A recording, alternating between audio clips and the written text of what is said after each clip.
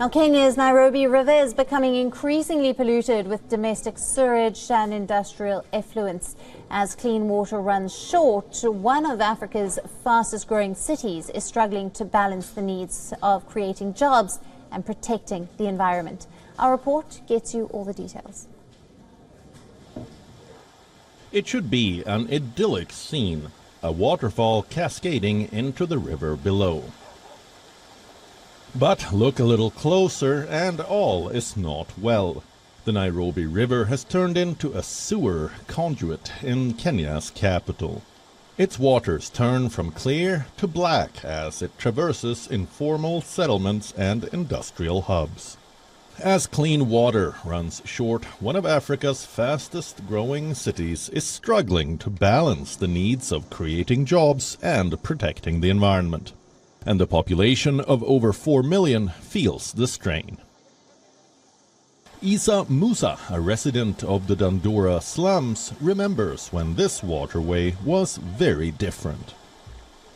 We were young, we could cross the river into this other estate and go have some fun out there and then come back to the same river and just cross, But right now, considering the amount of pollution that's inside this river, it's difficult for someone to cross this river barefoot. Kwa sababu mtu anaweza umia because of the broken glasses and all that from the industries like in the light industries and other industries up there. He blames local industries for polluting the river. Problems start upstream, where informal settlements like Korogocho have directed some of their sewer lines into the river. The slum has more than 35,000 adults, according to the 2019 national census. Korogocho resident Violet Ahuga relies on its water for her daily income. She uses it to wash plastic bags, which she sells to traders who make reusable baskets with them. But at the same time, her family also uses it for a much less sanitary purpose. I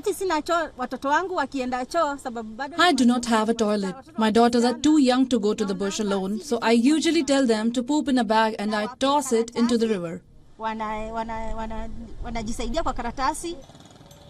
Most informal settlements, which house informal laborers and their families, are not connected to sewer lines and have open trenches, where residents pour dirty water that flows into the river. The impact of this is felt by farmers here. Downstream of the growing pollution problem, the Athi River area is the source of many vegetables sold in Nairobi markets.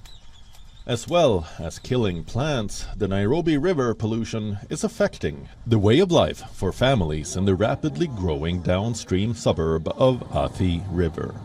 The river and its tributaries pass through Kibera, known as Africa's largest slum, and dozens of factories that manufacture textiles, liquor, and building materials.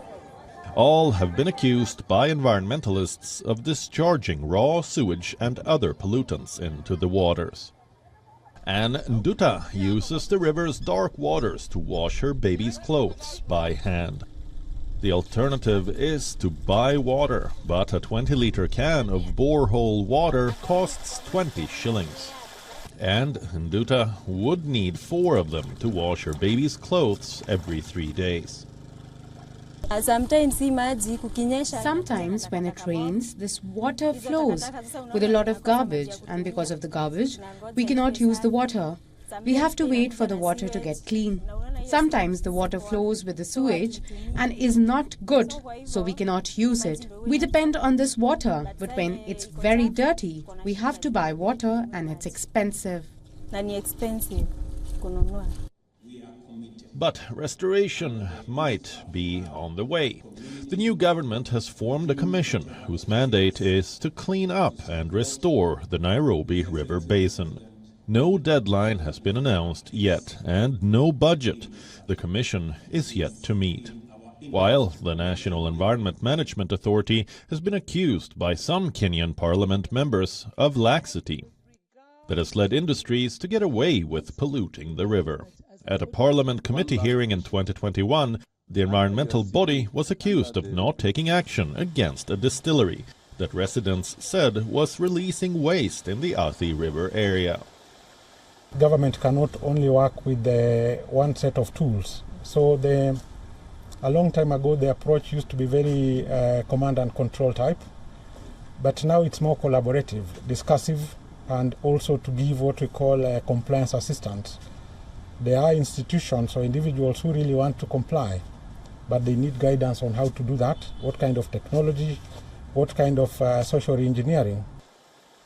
Cleaning up the river is crucial for the health of those living close to its banks and for the country's food security. Bureau Report, WION, World is One. WION, now available in your country. Download the app now. Get all the news on the move.